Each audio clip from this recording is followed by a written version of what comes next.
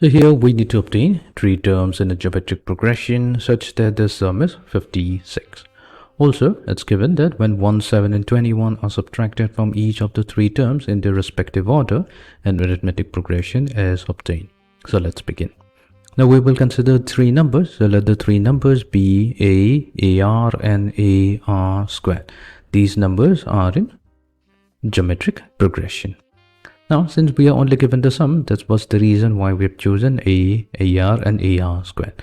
So we have A plus AR squared. So this is given as 56. Then we have that whenever we are subtracting 1 from the first term, 7 from the second term and 21 from the third term, the resulting sequence is in A, B. So this is an arithmetic progression, which would mean that 2 times the second term, that means AR minus 7, this must be equals to the sum of the first term and the third term. So let's further simplify this. So we're going to get 2 times AR minus 14 equals to A plus AR squared. So negative 1 minus 21 is negative 22, which is going to give us 2AR equals to A plus AR squared. So if we transpose negative 14 to the right hand side, we're going to get positive 14. So positive 14 minus 22 is going to give us negative 8. Now we'll label this as equation number 1 and this is equation number 2.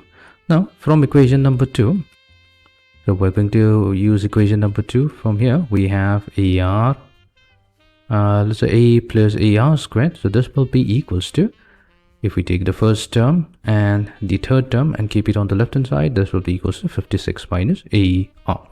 So that we can replace this value back in equation number 1 in place of A plus AR squared. This is going to give us equation 1 is going to give us 2AR equals to, so in place of A plus AR squared, we're going to have 56 minus AR minus 8. So we are going to get, so if we transpose negative AR to the left hand side, we're going to get 3AR. The 3AR will be equals to 56 minus 8, which will be equals to 48. Now you can divide both sides with 3. We can solve for R. So R will be equals to 48 divided by 3A. So 3 times 16 is 48. So R value will be equals to 16 over A. So let's label this as equation number 3. We're going to use now R. Again using equation number 2. So again using equation number 2. So if we have A as the common factor, so that gets multiplied to 1 plus R squared equals to 56.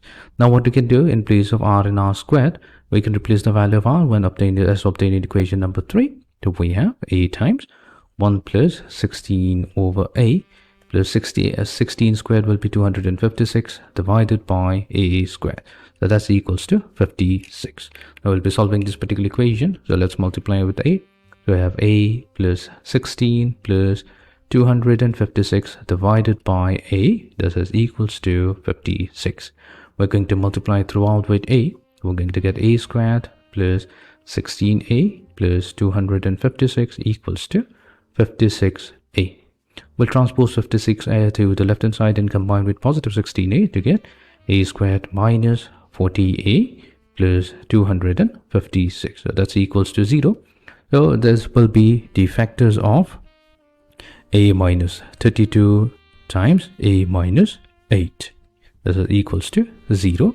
So A value will be either 32 or 8. So we have two values. Now we'll have to obtain the values of R. So let's say, so when A is equals to 32, then our R value will be equals to 16 divided by 32.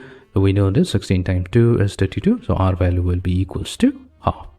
And we have the other case when our A value is 8, that in that case the R value is going to be 16 divided by 8. We're going to get 2. So using these values, now we can easily obtain our three numbers. We consider the numbers as A, AR and AR squared.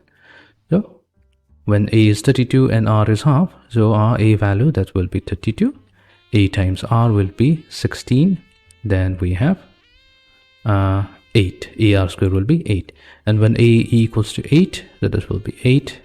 8 times R, that means 8 times 2, that will be 16. And 8 times 2 squared, so that will be 32. So these are the numbers, so 32, 16 and 8. And the other one being 8, 16 and 32. These are the three numbers that are in geometric progression.